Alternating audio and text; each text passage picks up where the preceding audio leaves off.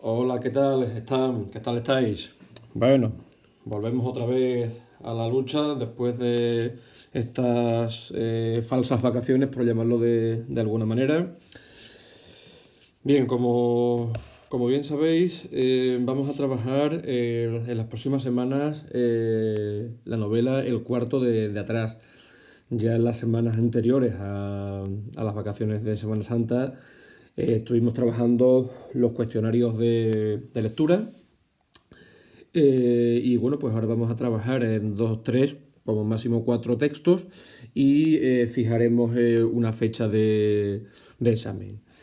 Tenéis en pantalla el primer texto, ¿vale? Vamos hoy a trabajar, como venimos haciendo durante todo el curso, las cuestiones 1 y 2, ¿vale? La clase de hoy la vamos a dedicar a eso. La próxima trabajaremos las siguientes cuestiones que vosotros ya conocéis y que pertenecen al modelo de examen de la selectividad. Bien, vamos entonces a leer el texto en primer lugar. Vamos a comprenderlo y a continuación pues vamos a resolver, ahí la tenéis, las dos primeras cuestiones, la organización de ideas y la segunda, intención comunicativa y mecanismos de cohesión. Bien, como ya vosotros bien sabéis, la cuestión más compleja, más difícil es la primera, que es la que requiere más tiempo. Vamos a empezar, como ya acabo de decir, por la lectura del texto. Bien, comienzo.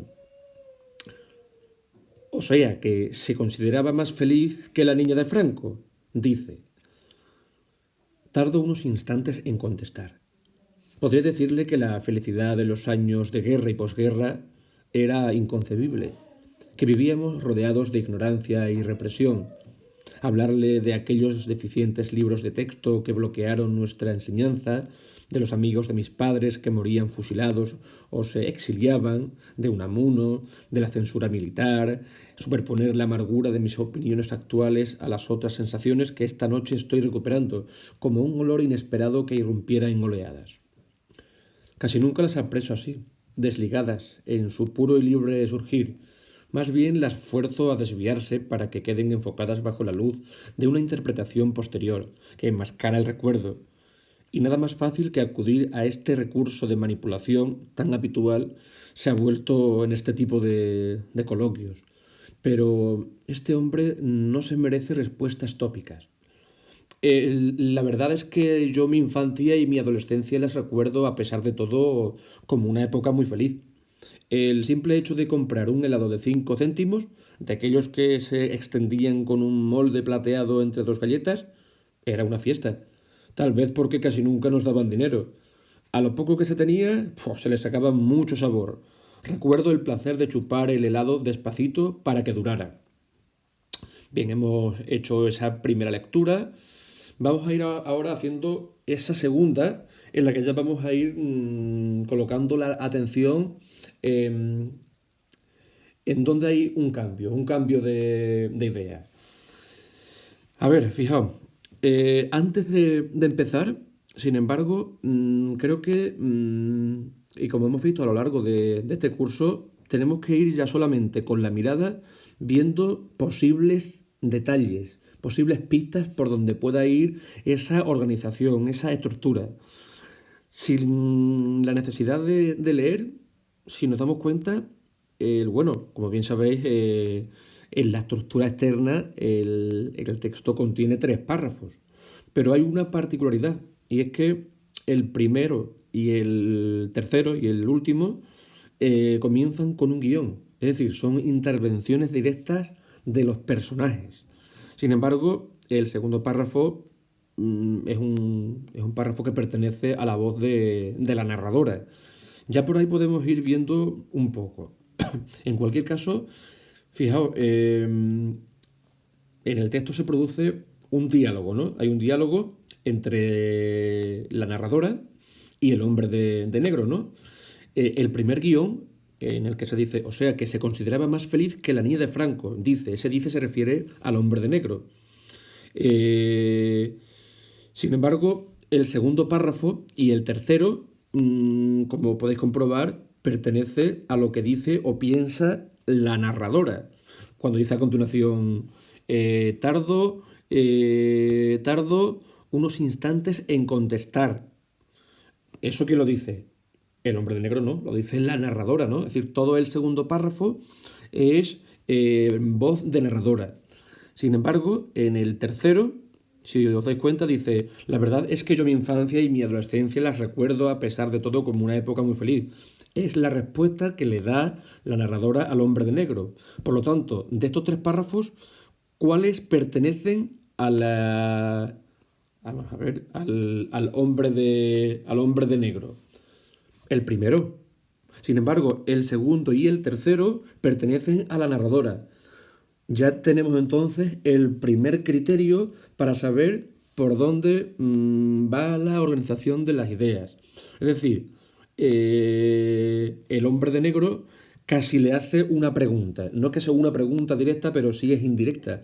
O sea que se consideraba usted más feliz que la niña de Franco. Y a continuación, si os dais cuenta, el segundo y el tercer párrafo es la respuesta que le da la narradora. Es cierto que la respuesta se le da en el último párrafo, cuando le dice, la verdad es que yo mi infancia y mi adolescencia la recuerdo a pesar de todo como una época feliz, etcétera, ¿no? Sin embargo, en el segundo también hay una respuesta, solo que es una respuesta que la narradora expresa como un pensamiento. De hecho, es más, fijaos lo que dice. Tardo unos instantes en contestar. Podría decirle que la felicidad en los años de guerra y posguerra era inconcebible, o sea, ya está respondiendo, solo que no se lo dice en voz alta, se lo dice en sus pensamientos. Entonces, ahora ya sí tenemos las claves de las dos grandes partes de este texto. Es decir, una pregunta indirecta inicial del hombre de negro y el párrafo segundo y el tercero, que sería la respuesta de la narradora.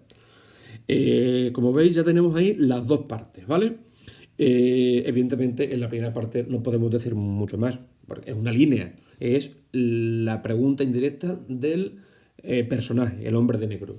Pero claro está que en la segunda parte sí podemos desgranar mucho más, porque son dos párrafos ciertamente extensos. Entonces, ya vamos a ir viendo cuántas ideas hay en esa segunda parte. De momento, ya vamos a ver que como mínimo hay dos, porque tenemos el párrafo segundo y el párrafo tercero. O sea, una primera parte única, una idea simple, pregunta, y una segunda parte, respuesta, que se divide en dos ideas.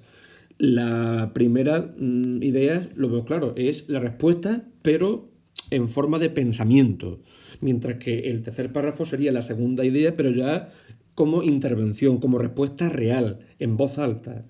Entonces, vamos a ver si dentro de esa primera idea de la segunda parte podemos diferenciar una idea principal y una idea secundaria. Lo voy a leer otra vez de nuevo y vais a ver que hay un momento en el que hay un cambio, Dice, tardo unos instantes en contestar.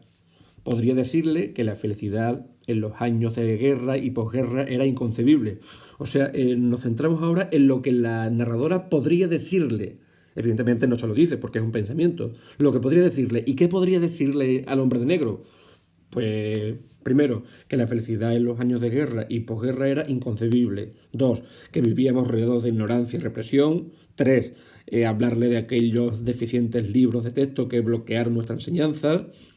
Cuatro, de los amigos de mis padres que morían fusilados o se exiliaban. Cinco, de Unamuno. Seis, de la censura militar.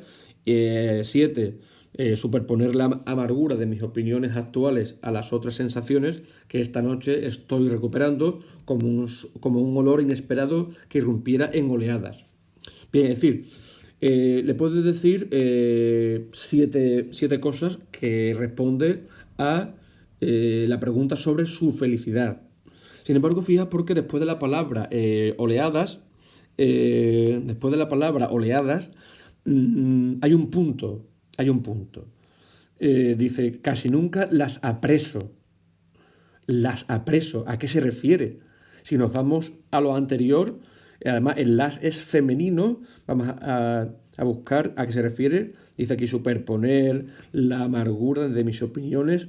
opiniones puede ser, las opiniones, en femenino, actuales a las otras sensaciones que esta noche estoy recuperando.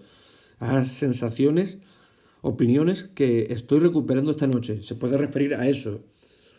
Es decir, dice, casi nunca las apreso así, desligadas en su puro y libre surgir. Más bien las fuerzo a desviarse para que queden enfocadas bajo la luz de una interpretación posterior que enmascara el recuerdo. O sea, se está refiriendo a esas sensaciones que tiene esa noche y que está recuperando. Si os dais cuenta, aquí ya se está centrando en algo diferente, no en la enumeración de esos hechos que ella no se cuestionaba que podían hacerle feliz en la guerra y en la posguerra, sino que ahora se está centrando, después del punto y seguido, tras la palabra oleadas, en las sensaciones que está recuperando esa noche. Vámonos aquí al recuerdo, porque aquí hay un punto, vamos a ver si sigue con lo mismo. Y nada más fácil que acudir a este recurso de manipulación tan habitual se ha vuelto en este tipo de coloquios.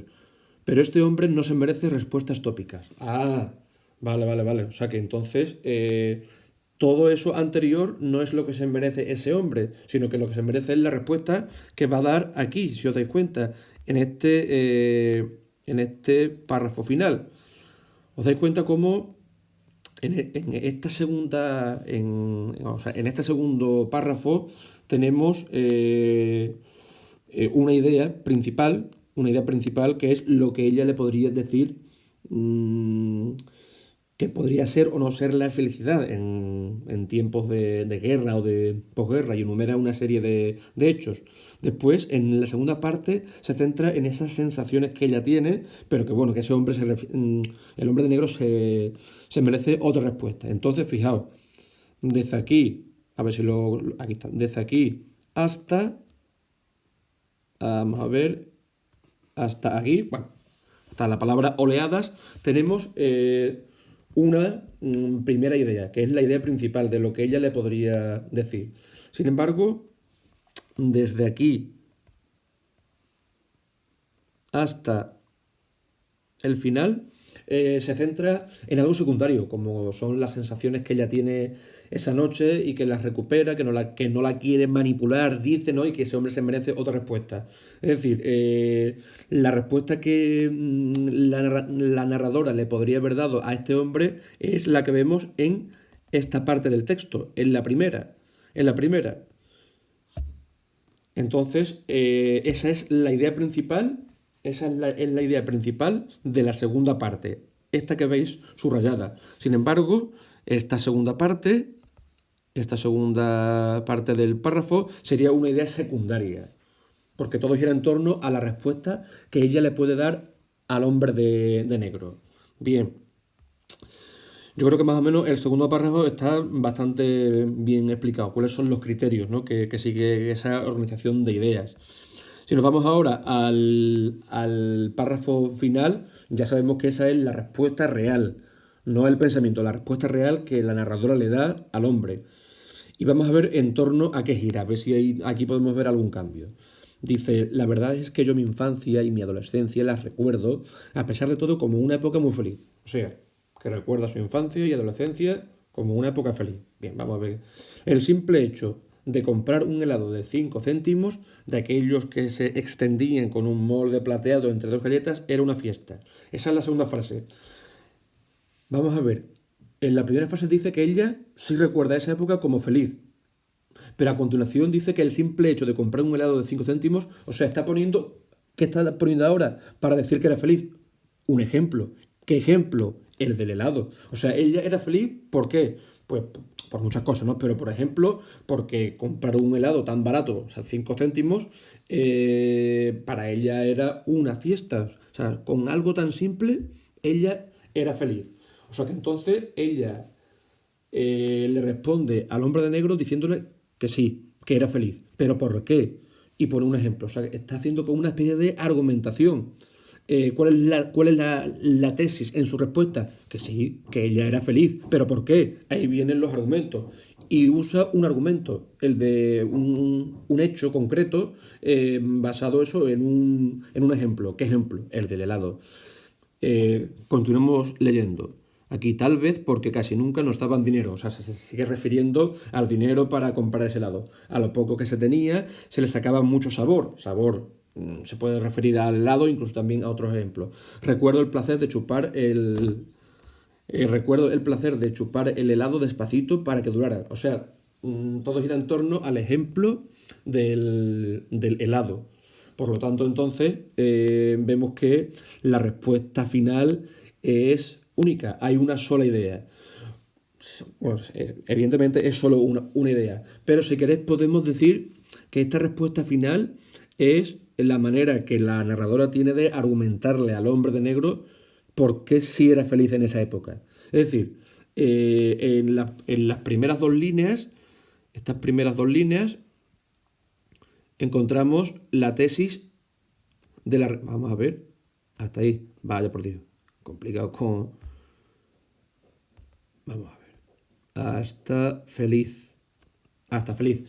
Ahí tenemos la idea principal que le quiere transmitir la narradora al hombre de negro, que sí era feliz, ¿no? Porque a la pregunta inicial, o sea, que se consideraba más feliz que la niña de Franco, y ella, después de sus pensamientos en el segundo párrafo, le responde que sí, que era feliz.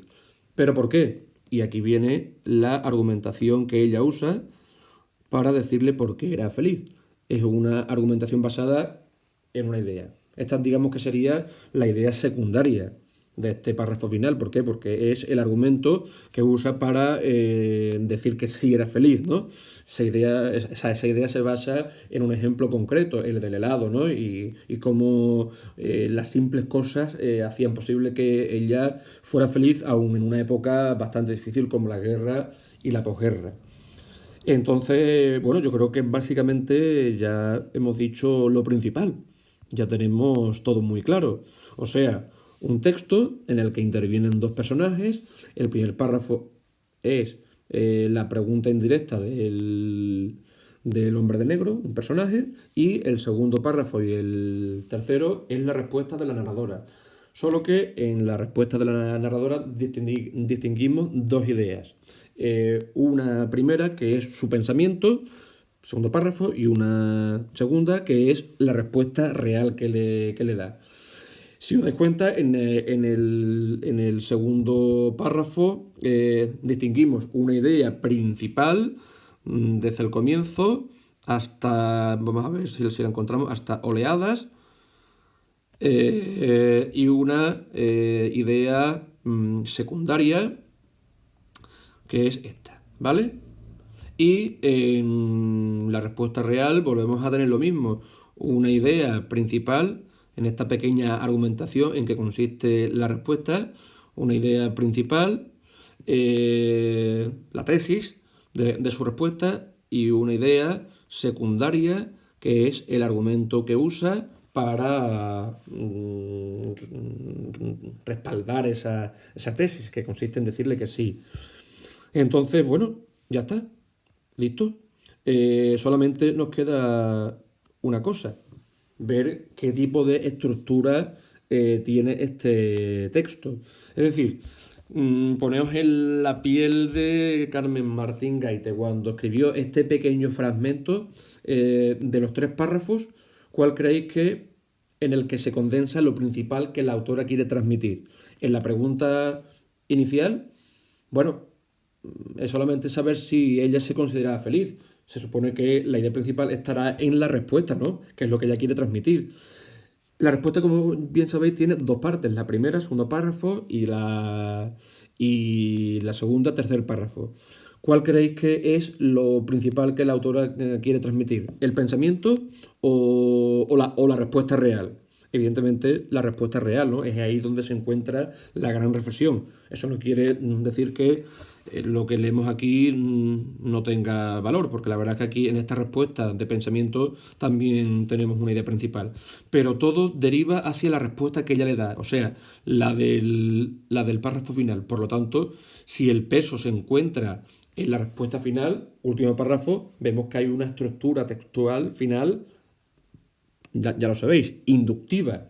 Así que, nada, acabamos de realizar o de resolver todavía mentalmente la cuestión número uno, como bien sabéis. Identifique las ideas del texto, exponga concisamente su organización y justifique su estructura. Todo esto yo ya lo tengo redactado, os lo subo también como material en Google Classroom, pero si queréis lo podemos ver. Yo ya lo tengo redactado, a ver si lo encuentro. Vamos a ver un momentito. Aquí está. Aquí está. Fijaos.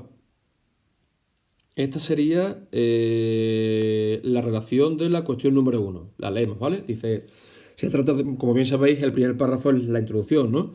Se trata de un fragmento de la novela de Carmen Martín Gaite, El cuarto de atrás, publicada en 1978. Al pertenecer al género narrativo, las ideas se organizan de una determinada manera.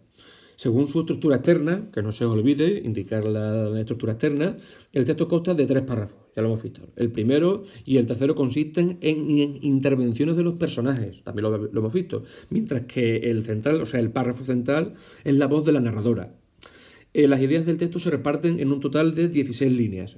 No lo he contado, pero bueno, creo que sabéis contar líneas, ¿no? Ahora nos vamos a lo que sí hemos visto, la estructura interna.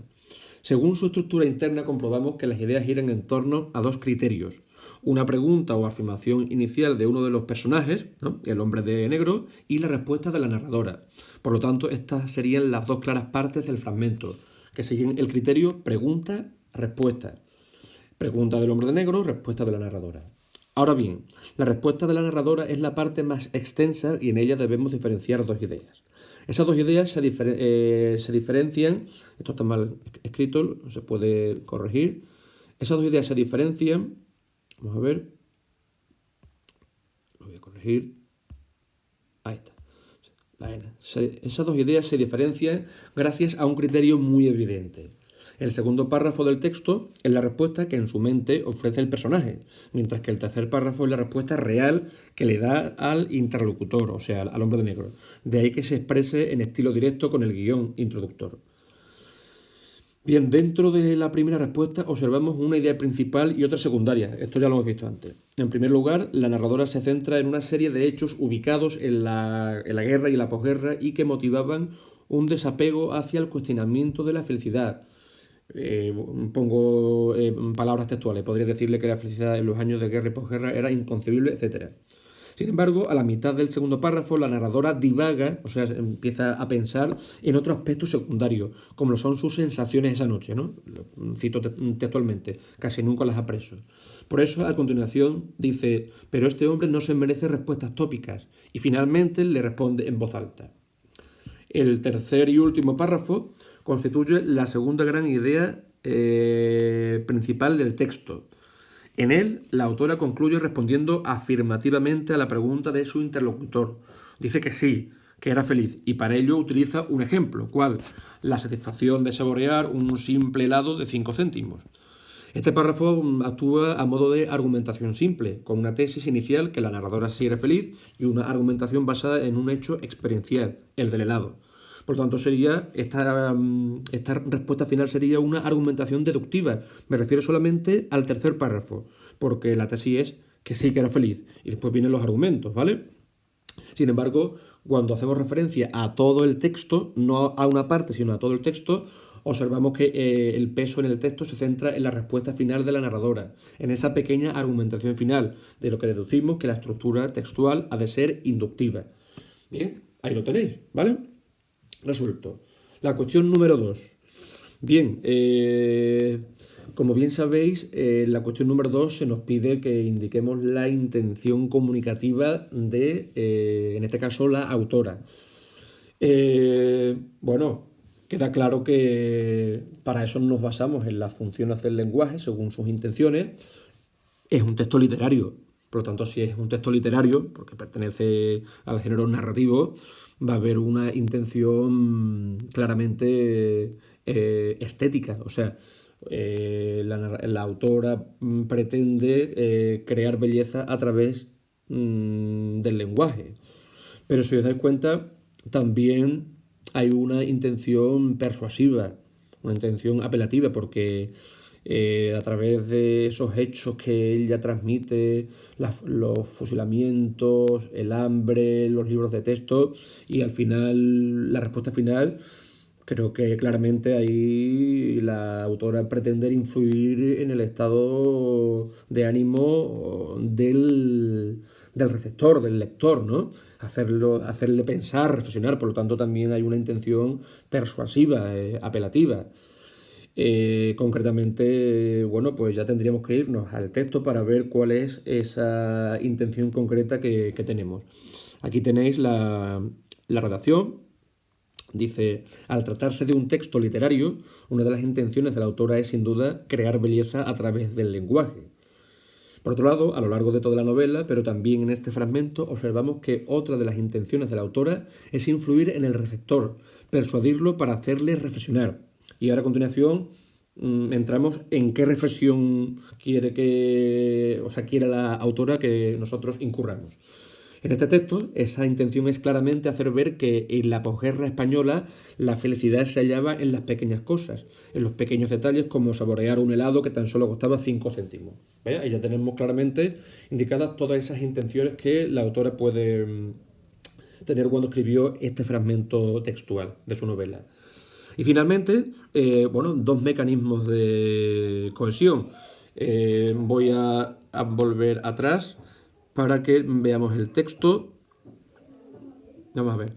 Recordad que los dos mecanismos tienen que ser de naturaleza diferente. O sea, o bien uno léxico y otro sintáctico, o bien uno léxico y otro gramatical, o bien uno gramatical y otro léxico, sintáctico, perdón. Bien, pero, y lo dije muy claro, tenemos que buscar mecanismos que vertebren todo el texto, todo el texto. Entonces, fijaos que en este párrafo final, que como bien sabéis es la idea principal, vamos a ver si hay alguna palabra que se encargue de introducirlo. Fijaos porque sí la hay, aquí.